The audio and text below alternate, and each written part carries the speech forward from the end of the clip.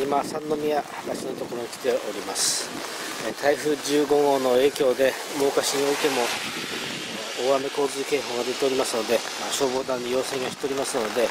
今あちこちを見て歩ってるんですが、本当に普段と違ってかなり増水している状態でありますね。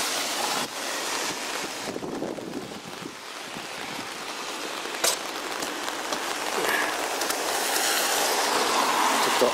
道路渡って下流をちょっと見てみたいと思いますけども、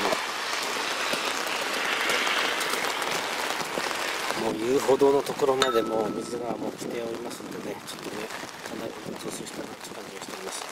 本当に今夜にかけてもっと強い雨が降りそうでありますので、